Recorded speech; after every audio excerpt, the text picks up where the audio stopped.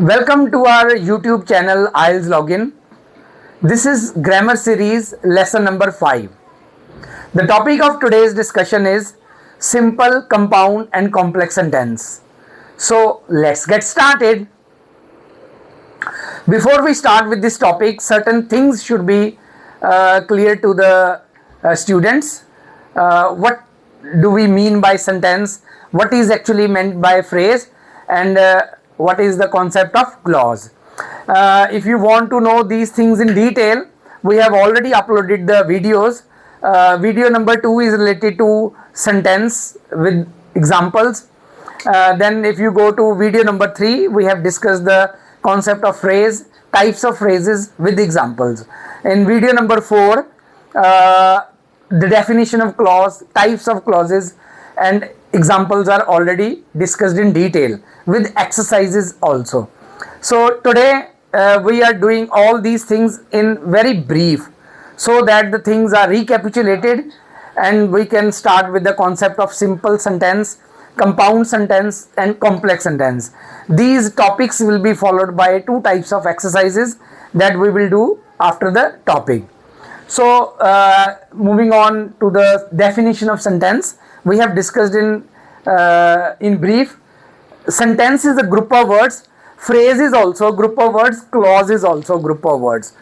Sentence has tense element. Tense element means verb. Obviously verb should be there. If verb is not there, we cannot make a sentence. So verb has to be there. That is called tense element. From where time and verb is clear, that is called tense element. Then in clause also we have a tense element, but in phrase we don't have tense element. Now the basic difference between sentence, clause and phrase: sentence is complete in itself.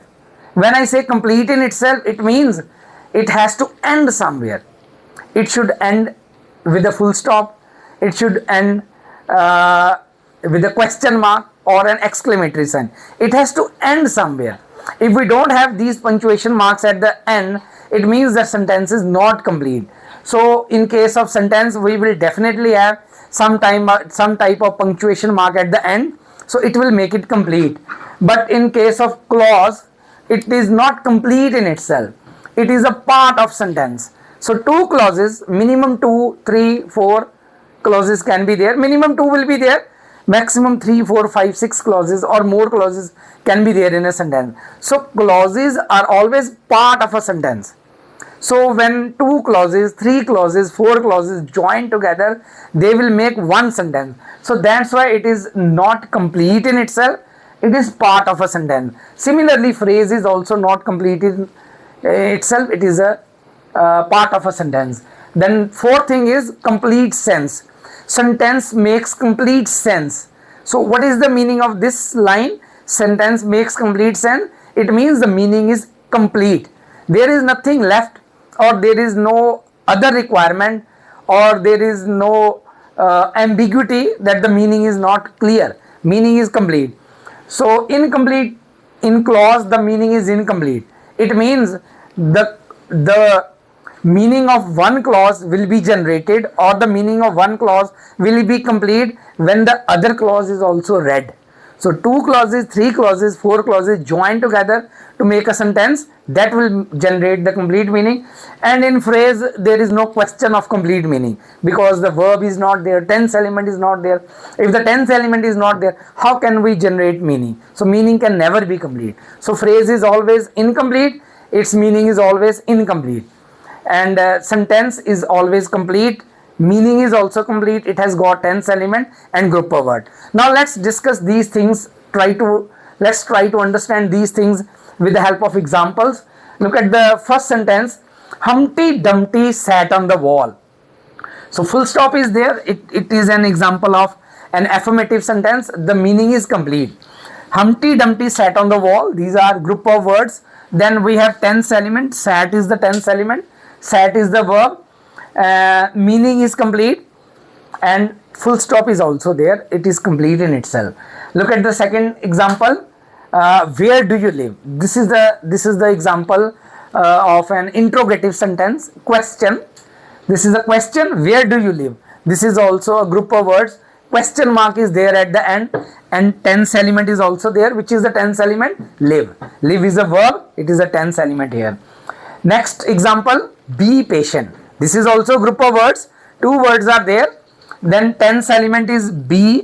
Be is the tense element and full stop is there at the end. This is the example of an imperative sentence. Two words, meaning is complete and full stop is there at the end. So it is complete in itself. Now moving on to the fourth type of sentence. How beautiful the flowers are. How beautiful the flowers are. So this is also group of words and are is the tense element. This is an exclamatory sentence. So this is how we define a sentence. Sentence is a group of words with tense element, complete meaning and complete in itself. Now let's move on to the next topic, that is the topic of clause. In this topic, in the earlier chapter also I told you that there cannot be one clause in a sentence.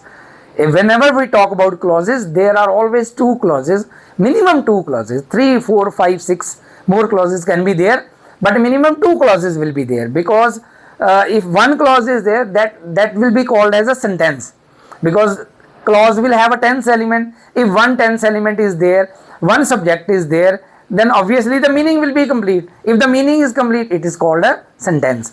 So two clauses will be there. That's why I have written the examples with minimum two clauses.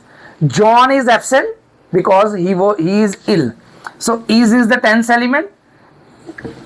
Is the tense element. So two tense elements are there. It means two clauses are there. He has a chain. He has a chain. Has is the tense element, which is made of gold. Is tense element. So two clauses are there. John is absent because he is ill. Then he has a chain which is made of gold. Two clauses. People who pay their debts on time, this is one clause, are trusted. People who pay, so pay is the tense element. Who are trusted? Who pay their debts on time. So are trusted. So this is second clause. Are trusted means people are trusted. Which people are trusted? Who pay their debts on time. So two clauses are there, two tense elements are there. Whenever we talk about clause, tense element will definitely be there. Now next sentence, next example, whether you like it or not. Whether you like it or not, you have to do it. So whether you like it or not, this is one clause. Like is the tense element. You have to do it. Have is the tense element. So two clauses are there. So this is what we mean by clause. The details of clauses, types of clauses are given in video number 4, chapter number 4. You can go and see it in detail.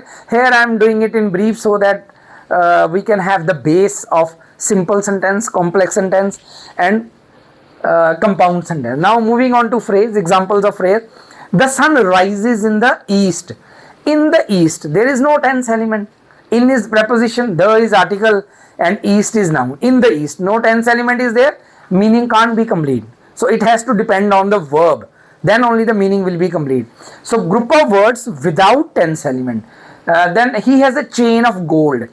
Chain of gold is phrase. Chain is noun, of is preposition and gold is again noun. So no verb is there, no tense element is there. So this is a group of words that is without tense element, that's why it is called phrase. Then moving on to the next example, Rohan is a good boy.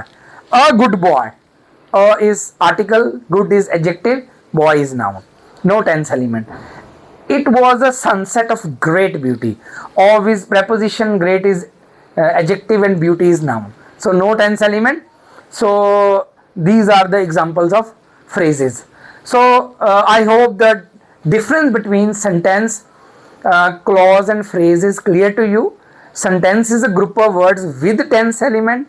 Clause is a group of words with tense element. Phrase is a group of words without tense element.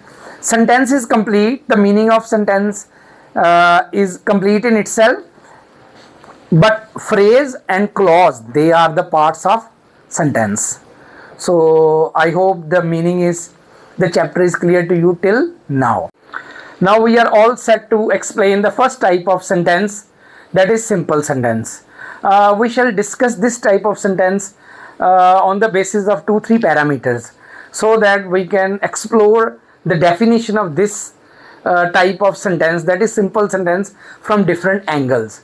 I have already written all the examples and definition on the board. Let's discuss it. So what is a simple sentence? A simple sentence in simple language has got only one subject and one tense element. When we talk about tense element, it means we are talking about finite verb. So we'll discuss this type of sentence also, I mean finite and non-finite, in the coming videos. So there the things will be uploaded, and the difference between finite and non-finite verb will be clear to you. So one subject and one tense element, or you can also say one finite verb. And second parameter is that it has got one subject and one predicate. Subject who does the work, and predicate whatever is left, whatever the subject is doing, that is predicate. Only one subject and one predicate, one subject and one tense element. Or if you want to have further description of this sentence, you can just simply say it has got only one independent or principal or main clause, and no dependent clause or subordinate clause. Here I have written three types of clauses: independent clause, principal clause, or main clause. They are one only. It has different names. So please don't get confused that principal clause is something else, main clause is something different, or independent clause is something else. So all are same. It has different names. Why I am writing all these three names? So that nothing is left to confuse you. And similarly, you call it dependent clause or subordinate clause, one and the same thing. So what is the definition of a simple sentence? A simple sentence has got one subject and one tense element. You call it tense element or finite verb in it. Or it has got one subject and one predicate, or it has, if you want to discuss the things on the basis of clauses, then here is the definition. It has got only one independent or principal or main clause and no dependent or subordinate clause. Children, just in this video, even in the video of clauses also, I told you, whenever we are talking about clauses, we always talk about two clauses. If we talk about one clause, there is only one, that is called a sentence. Here I am speaking about the clause. There is only one clause. Why I am saying that there is only one clause? So that when we discuss the definition of compound sentence and complex sentence, the things will be understood by you. So one independent clause means one simple sentence. Now let's discuss the examples one by one. Children are studying English. So here children is subject, are studying is tense element or finite verb, and are studying English is predicate. Are studying English is predicate, and if you look at the whole sentence, that is also an independent clause or principal clause or main clause. So it has got only one clause, but we will not call it clause, we will call it a sentence. So which sentence? Simple sentence.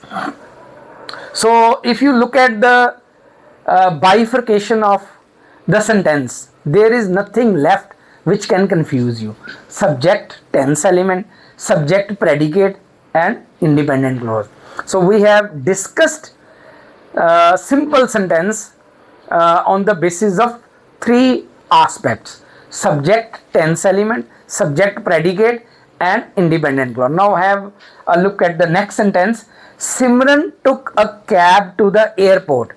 Simran is the subject here. Who is the doer? Simran. And which is the tense element here? Took. So this is second form of the verb. It's a tense, it's a finite verb. Time is clear. So one subject, one tense element. If you want to understand this on the basis of subject and predicate, this is the subject, Simran is the subject, took a cab to the airport is predicate. and the whole sentence, Simran took a cab to the airport, is an independent clause. Why independent clause? Because there is only one tense element. Now coming to the third example, his courage won his honor.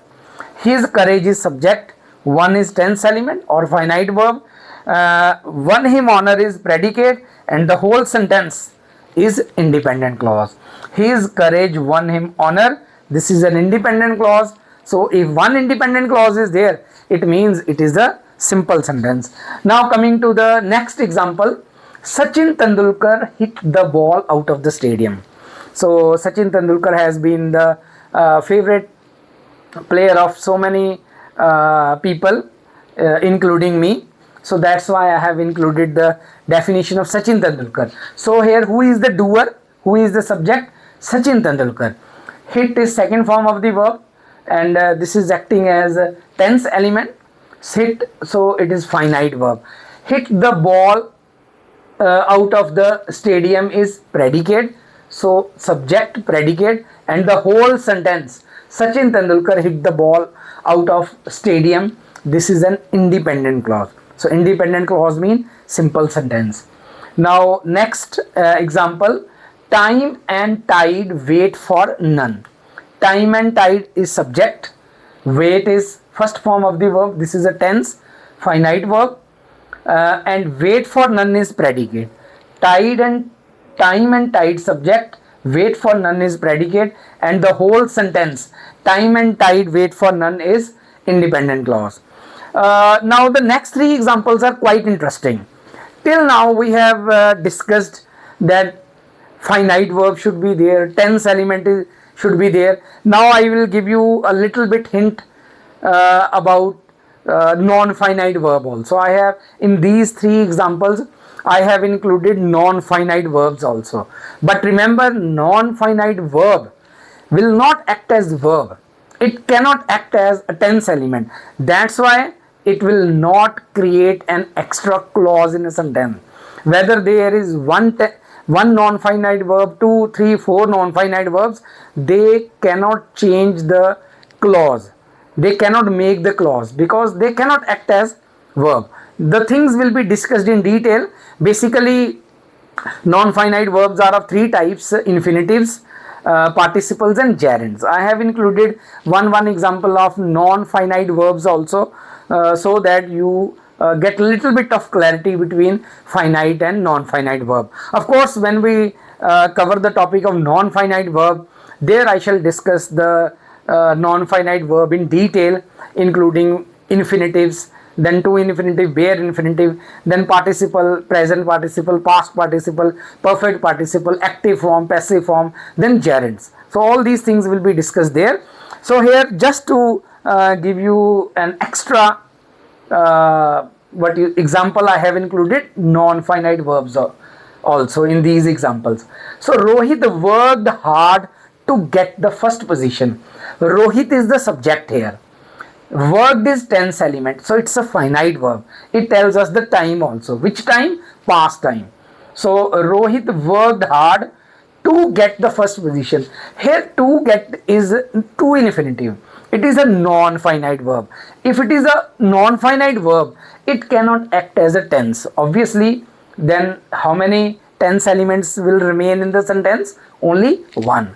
If one tense element is there, one subject is there, obviously it is a simple sentence. So Rohit is subject, worked hard to get the first position, this is a predicate, and the whole sentence, Rohit worked hard to get the first position, is an independent clause. One independent clause, because one subject, one verb is there. So this is the example of simple sentence with one finite verb and one non-finite verb. Now next example, getting the green signal, the train left the station. So the train is the subject. Who is the doer? About whom we are talking? We are talking about the train. Train is the subject. Left the station. Which action is taking place? That train left the station. This took place, this action took place in the past. So left, leave, left, left.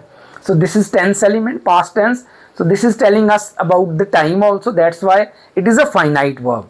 But getting the green signal, getting is a participle. It is a present participle, and participle is a non-finite verb.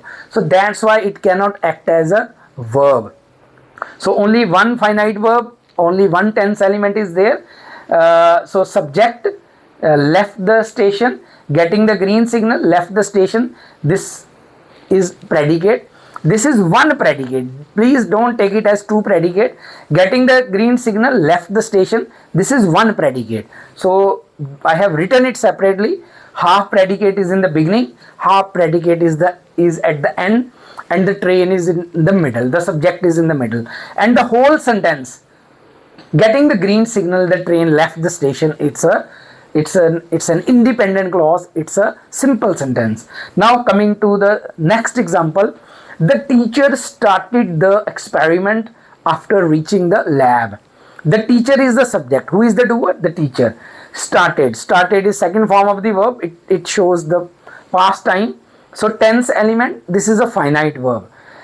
After reaching the lab, here reaching is a gerund because it is coming after preposition. So it is a non-finite verb. If it is a non-finite verb, it cannot act as a tense element. So obviously, then how many tense elements are left in the sentence? Only one.